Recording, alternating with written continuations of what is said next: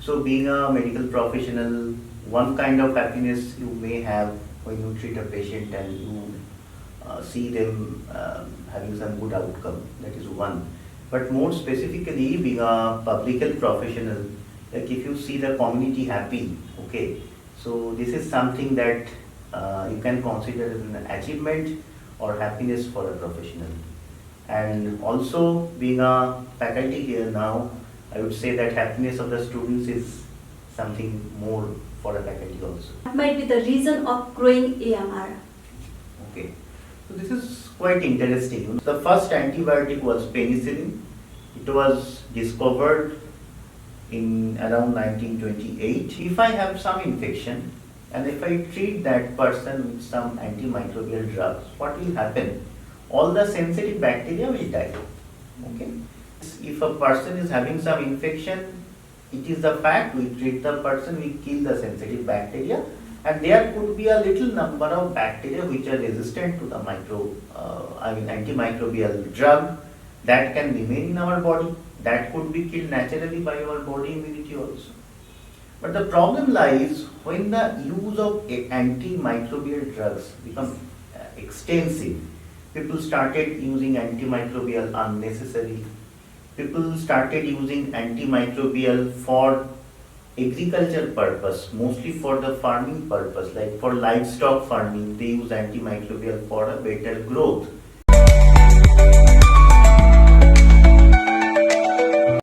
Hello everyone, welcome to SheTalks. It's me Kusum KC. Today in this episode I have Dr. Sandipta Chakraborty as a very special guest. He has been working as an assistant professor at IIHMR University. He has also completed his MBBS degree and MD in community medicine. Also he has completed his master in public health. So welcome to you, sir. Thank you, Kusum, and it's been a privilege to be here.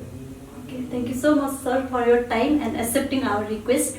In the SheTalks program, we are talking more about life-related experience, unfolded story, and healthy choice and well-being. So today, in this episode, we'll be talking more about antimicrobial resistance. There are altogether 5 segments in this SheTalks program, sir. In the first segment, I'll be talking about happiness talk.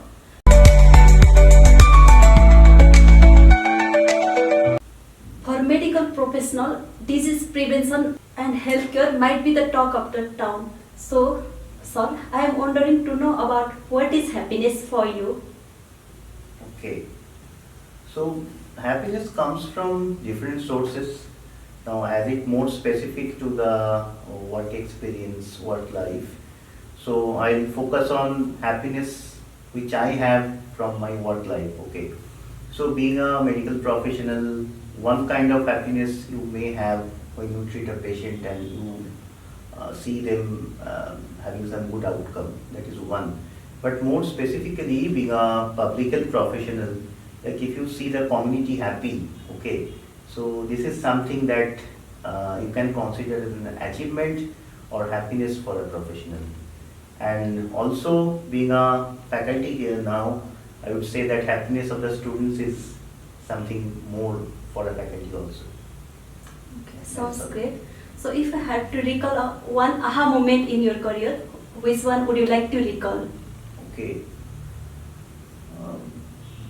There is actually not one such moment I might say, but obviously having been selected for the medical graduation course, that was one such.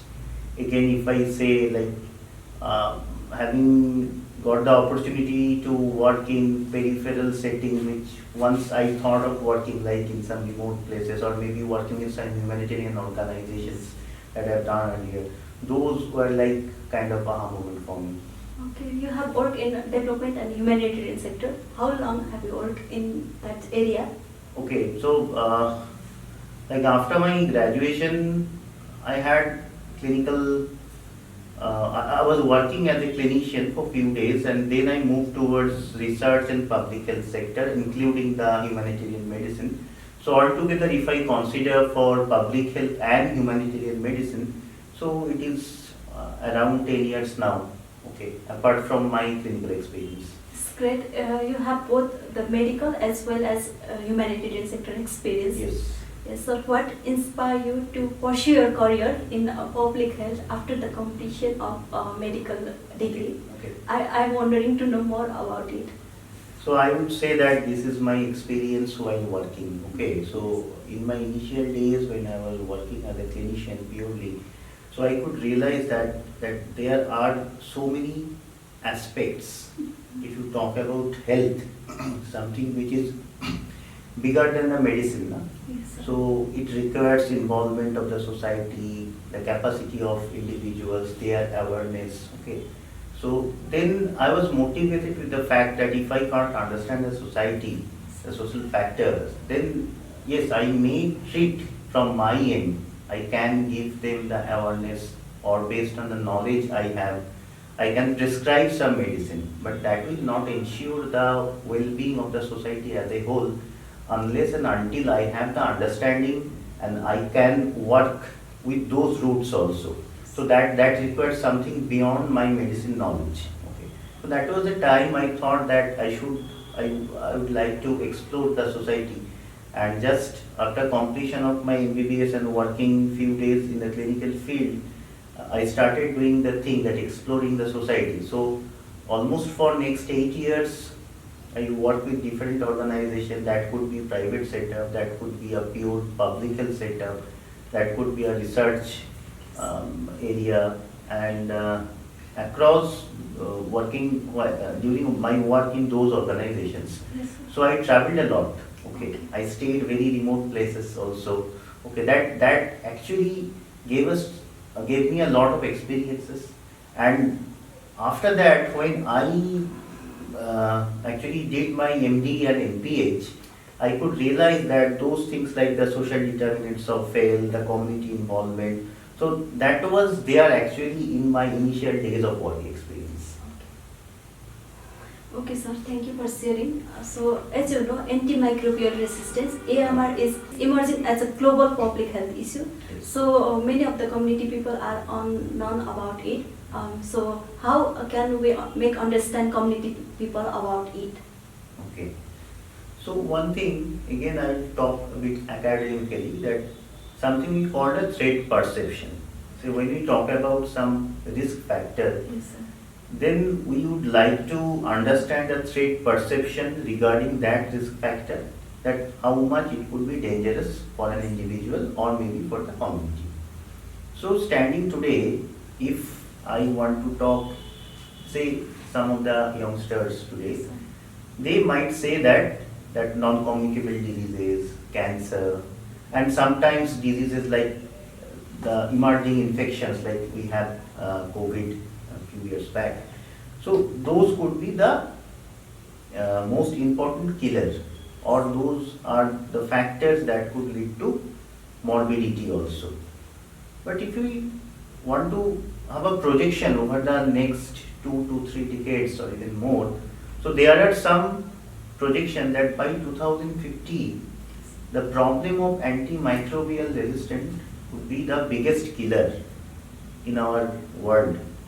And even now, sometimes we miss it in such a way. Say for example, one patient is admitted in an intensive care unit, say due to a heart attack or maybe a cerebrovascular accident or maybe for some other disease. And the patient requires a prolonged admission there. And unfortunately, the patient died after some days. Okay.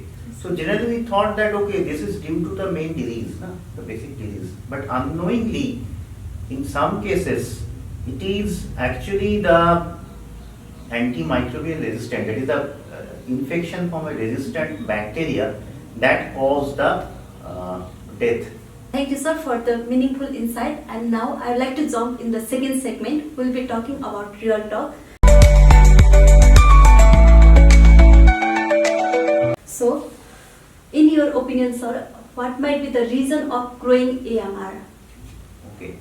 So this is quite interesting, For that, first we need to have a different understanding for us. So if I ask you that when you see a human being, you see a physical structure, right?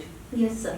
And you consider that physical structure as a human being who obviously have some thought process, some emotional thing, which is maybe a bit different from the other animals. Because overall we are also animals. So sometimes we say that there are humans and non-human animals like that. But do you think it is only the physical structure or that human being? Perhaps it is not. For example, that a number of cells that we have in our body, almost the same or even a little more number of bacteria are present in our body. So a human being is human being plus microorganism. Okay. So that is also true for other and non-human animals also. So we have microorganism in the surface of our body as well as in our gut. Okay. So those are like friend microorganism. They help us to live. They help us to protect from other pathogenic microorganisms who that might harm us. But again, it is all about having the right thing in the right place. That means that if I have a friendly microorganism which is in my skin, but somehow if it can enter into my bloodstream, then it can be a harmful one for. Okay. So this is the first story about the symbiotic relationship between human, other non-human animals and the microorganism. The problem is that when we again feel that there is a threat from some microorganism, we have a infectious disease, then we try to kill that microorganism. And we have weapon for that is called antimicrobial medication, that is antibiotics. Now, we mostly know that it was the first antibiotic was penicillin. It was discovered in around 1928 and commercially it was available from 1940s. Okay. But the problem is that bacteria, they sometimes carry some genetic variations for which they are inherent, they carry an inherent resistance from some antimicrobial drugs. Now the problem is that if I have some infection and if I treat that person with some antimicrobial drugs, what will happen? All the sensitive bacteria will die. Okay? And then what will happen? That those bacteria which were resistant to that, they will live and they will grow. Now, in general cases, if a person is having some infection, it is the fact we treat the person, we kill the sensitive bacteria, and there could be a little number of bacteria which are resistant to the antimicrobial drug that can remain in our body, that could be killed naturally by our body immunity also. But the problem lies when the use of antimicrobial drugs become extensive. People started using antimicrobial unnecessarily. People started using antimicrobial for agriculture purpose, mostly for the farming purpose, like for livestock farming, they use antimicrobial for a better growth. Then what will happen, as much you use the antimicrobial, it will kill all the sensitive bacteria and the growth of the resistant bacteria will get promoted. So gradually what is happening, the sensitive bacteria, they are getting replaced by the resistant bacteria. Okay, and that is to some extent true for our friendly bacteria. Okay, that is present in our skin and in our gut. Okay, which we actually acquired from the time we born. Okay, now what is happening with this irrational use of antibiotics? The resistant bacteria are growing up. And unfortunately, the discovery of new antibiotics are getting dried up. Like since the beginning of the discovery of antimicrobials, if you can see that there was a time we have a lot of new antimicrobials, but gradually it are getting dried up. So nowadays, discovery of new antimicrobials are very rare. So what is happening? We are actually losing our weapons. Yes, sir. We are losing the weapons because of our irrational use of the weapons and to some extent lack of understanding of this symbiotic relationship and the genetic variations of the bacteria. And bacteria have another good thing. You can consider bacteria are more socialist than human. If one bacteria they carry a genetic variation which is protective against some antimicrobial drug, it can actually transfer that genetic material to some other bacteria. Okay, so to that extent, the antimicrobial genes, they are spreading around, and there lies a fear that if such thing happens, so there will be a time when a simple fever, chest infection, which say respiratory tract infection, urinary tract infection, those could be fatal for us because we will not have anything to fight against those microorganisms. It's very true, sir. So, could you please clarify more about it directly affect to pharmaceutical industry, but how it also affect tour and travel, animal feed industry? Yeah, it's a lot. Now, then comes the issue of One Health. Yes, sir. We talked about something that is One Health, that is the interrelationship between human health, animal health, and our ecosystem and the environmental health. Now, what is happening? As I said that we have gut bacteria, skin bacteria, and with the use of antibiotics, so the friendly bacteria, they are also becoming more antibiotic resistant, also the pathogenic bacteria. And human beings and other animals, actually we also spread those microorganisms in the environment. So what is happening, those antibiotic resistant microorganisms, they are now getting spread across the environment.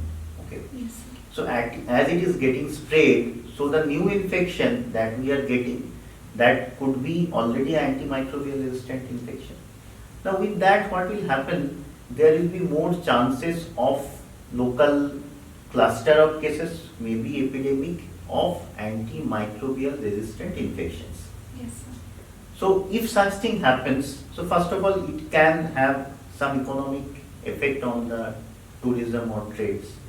That day I was reading some article that mentioned that there was a study conducted in some of the Scandinavian countries, and they mentioned that out of those patients they surveyed, and for those they have detected the antimicrobial resistance organism present in their body, they have tracked back their history of travel. Yes. And in a lot of cases they have noticed that they have traveled to like Indian subcontinent. So there is already an alarming message is going are already spread that if you are going to certain part of the world where the antimicrobial usage is not monitored properly, and there is a already emergence of a lot of antibiotic resistant microorganism, you might acquire infections which are antimicrobial resistant. Okay, so in that way that can affect the trade. Now coming back to the livestock farming, the thing is that in livestock farming what is happening that we are using antimicrobials for their growth. Okay, and sometimes we are also using antimicrobials for treating some of the diseases.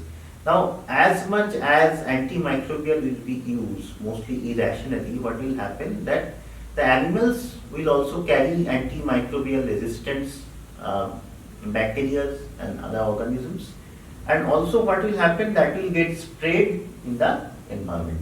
Okay, so already we are feeling the threat that what should we do? Should we use the antimicrobial in such a way? So for that, until and unless we have a better solution for those things, one day will come when the use of antimicrobial in the farming sector maybe like have some restrictions, and that will also put some economic effect on the livestock farming. Okay. So these are the things. And one more interesting thing that if you talk about a remotest part of the world, do you feel that you can have antibiotic resistant bacteria in those parts? Maybe it's lesser in. It could be less, but it could be there. In spite of that there may not be a lot of uses of antibiotic. As I said, that resistant microorganism can spread in the environment, and there are migratory birds. Yes. Okay, so if it is in environment, if it is in wastewater, they are also getting infected with those resistant organisms. And the migratory birds, they are traveling with all the organisms, just like humans. When we travel across the world, we carry the infection, the birds and other migratory animals. Sometimes it goes with the trading of animals also. Yes, sir. Okay, so everything is like interrelated. Okay, it's a bit complicated to understand, and there is no like one size fit model. I would say there is no single solution for that.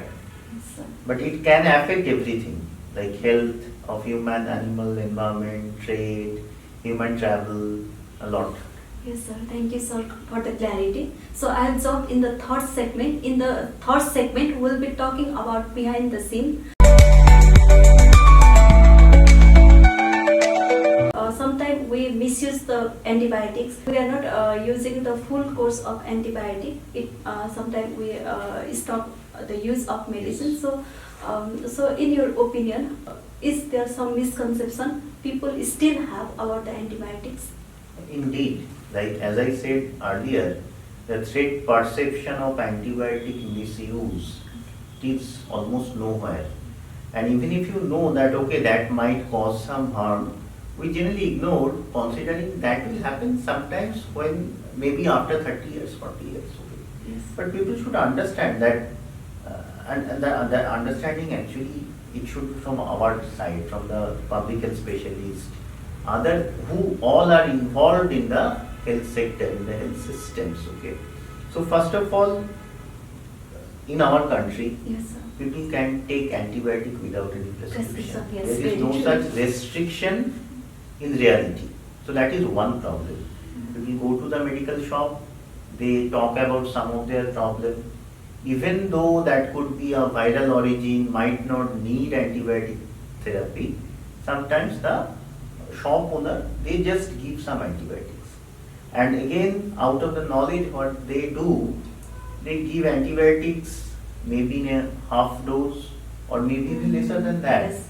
And consider, say, if I am suffering from a viral respiratory infection, which could be like controlled by our self-defense mechanism in 2 days or 3 days, and if you take antibiotic for 2 days, sometimes we feel by mistake that this is the effect of the antibiotic. Okay. So that gives rise to two problems. One problem, that the bacteria which are normally present in our body, okay, that have the opportunity to develop the antibiotic resistance because they are exposed to the half of the dose. Yes. First. Second thing, that with that misconception that okay, I was okay that time with only 2 days of antibiotic, led to that understanding next time if I have the same problem, again I might take those 2 pills and I will be fine.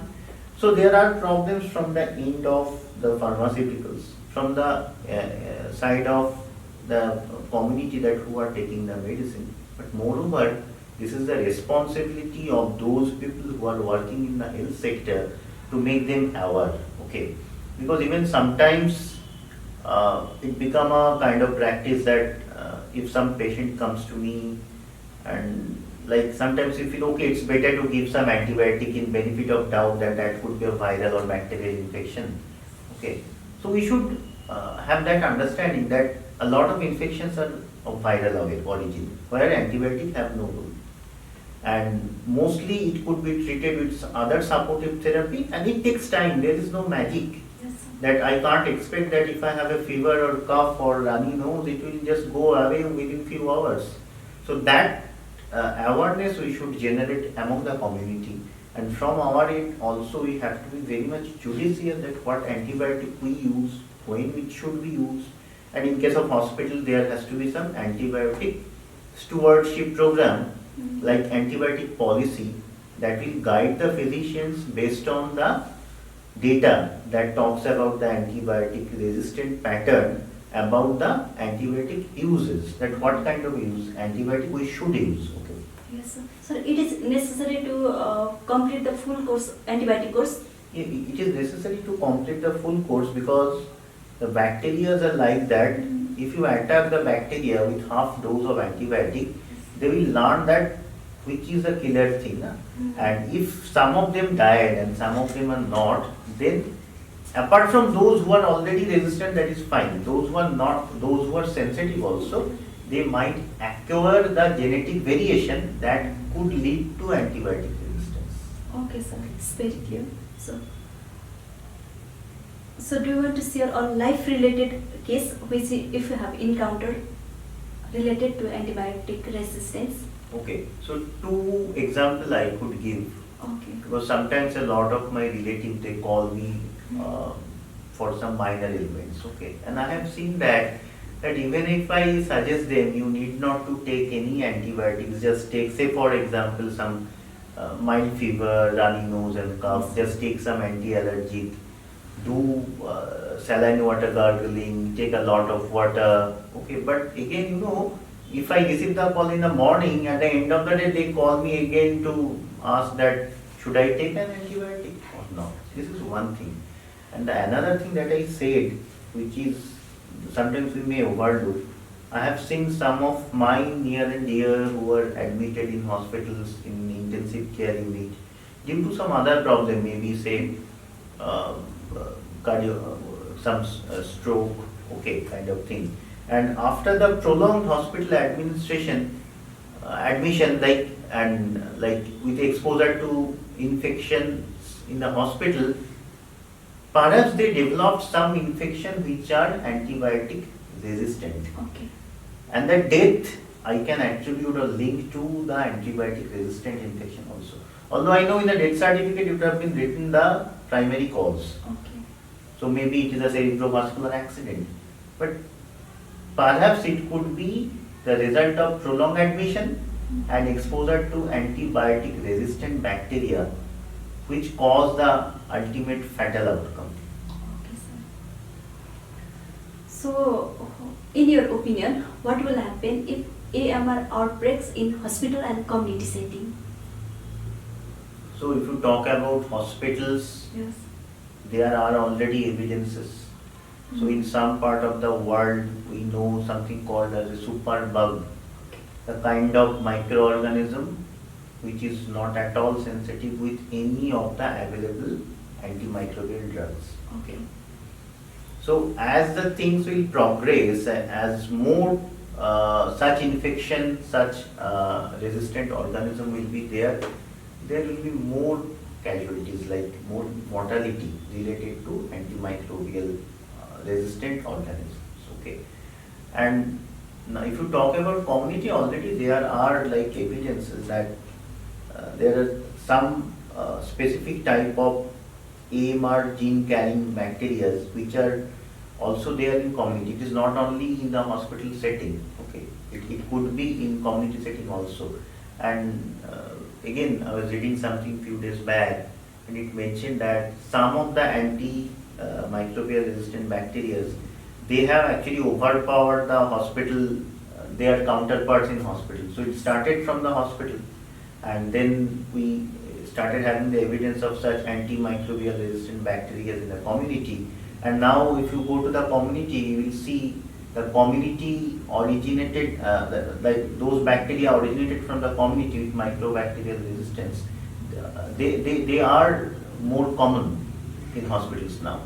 Okay, thank you, sir, for the clear information. So now I would like to jump in the fourth segment. Here we'll be talking more about health talk. Just a few weeks ago, I have talked with some of the friends. Like I'm going to have discussion next week on antimicrobial resistance, and they have suggested me some of the questions to ask. So can I ask with you, sir? Yes, okay.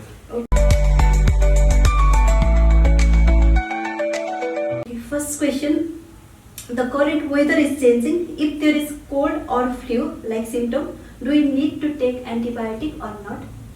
I think it is little bit covered in the first So part. in general, I will exclude the pediatric age group and the elderly age group. But apart from that, if I am a adult without any such comorbidities, any such health problem, and if I have like flu-like symptoms, so it is better to take a lot of fluids. Yes, sir. If I have fever, to take paracetamol, okay. But obviously, as a doctor, I am suggesting it. The first thing I should say that one should visit a doctor, Okay. and what they should follow, that taking a lot of fluids, taking paracetamol for fever.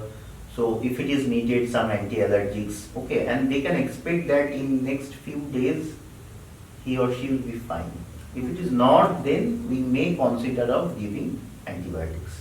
Yes, in case of elderly and the pediatric population, the scenario may not be same always because they are more vulnerable with the infections. So sometimes we give antibiotics in early, but again we have to assess the person. Self-medication is not at all recommended. So the person, if belongs to elderly age group or in the pediatric age group, there should be a doctor's consultation first, Okay. and then they should follow the full course of the antibiotic which has been suggested. Okay. Okay, sir. So another question, can we replace herbal or natural remedies instead of antibiotics? Now, if I ask you what is the origin of the antibiotics, it's actually mostly natural. Now we have synthetic variations. Yes. Now when we discover, like the penicillin was discovered accidentally actually from the growth of some molds. And there are evidences that in ancient world people use molds for infections. Okay, sir. So first of all, yes, natural remedies like those are the precursors from which we discover new medicines. Okay, Okay. and there are already trials that based on kind of some natural process we may think of having antibiotics that will not kill the bacteria, but that will prevent their harmful effect. So what will happen if you allow the bacteria to live without having the harmful effect? The bacteria will live because the target of a microorganism is also to live. Okay.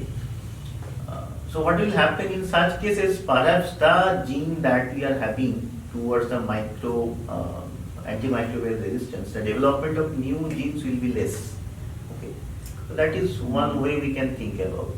Okay, sir. And one of the friends said, can AMR affect my livestock and dairy farm?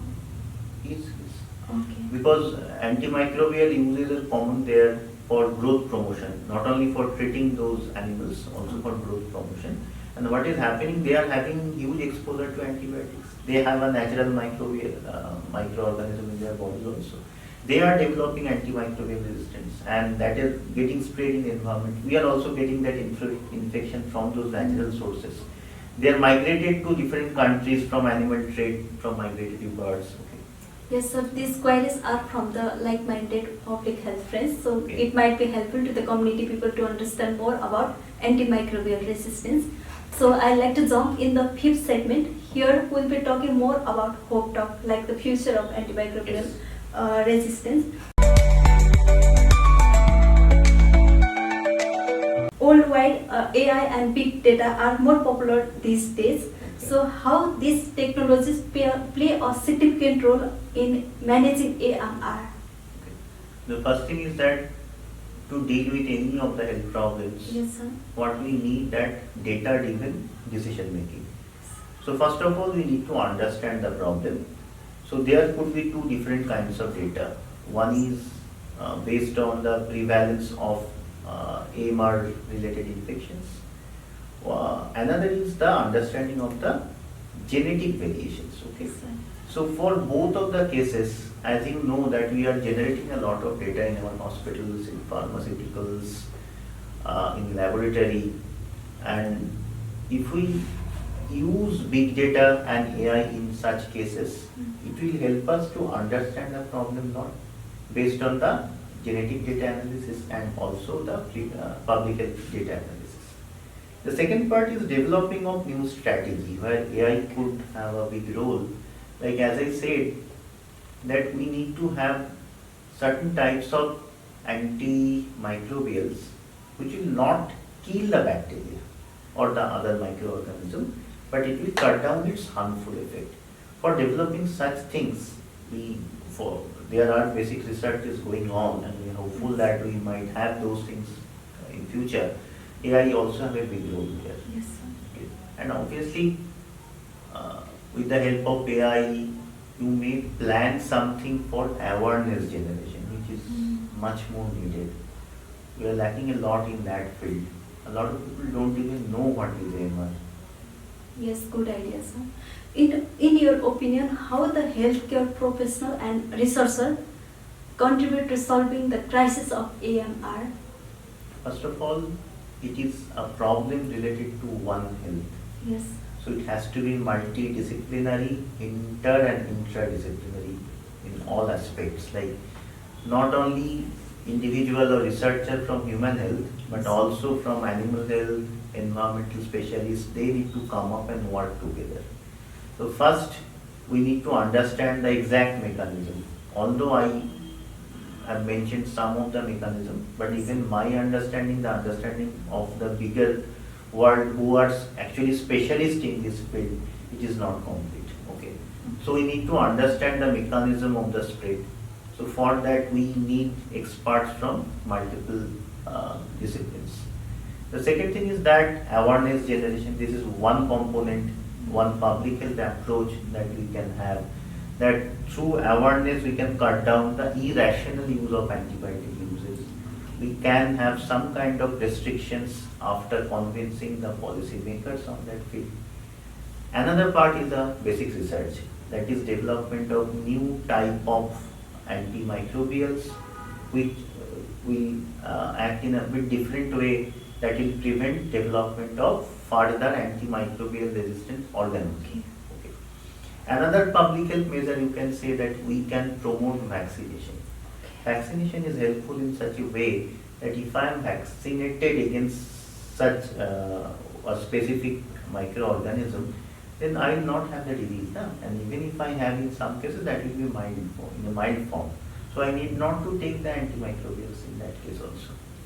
And it will not necessarily kill the antimicrobials. It will develop a system in our body which will protect us from that. Okay. Yes. So these are the things like awareness, promotion of vaccinations, then development of new medicine, new drugs, and like overall you need to have a multi-sectoral, multidisciplinary approach. Yes, sir. Maybe. Yes, we're at the almost end of the session, sir. So could you please give your short message to the community people how to protect on AMR? Okay. General message to the community people. So first of all, if you have any health problem, don't self-medicate. Okay. Always consult a doctor. Okay. Speak clearly about your problem and follow their instruction. And also, if you have a little understanding of AMR, that is antimicrobial resistance, and its impact, try to spread the message among your friends, relatives, other family members. So because we need more awareness and we have to work together. That's all I can say. Thank you, sir. I really enjoyed discussing with you, interaction with you. So I'd like to express heartily thanks to you for your time and accepting my request. Thanks to you also giving me the opportunity. Thank you. Okay. Stay safe, stay healthy. Thank you. Thank you.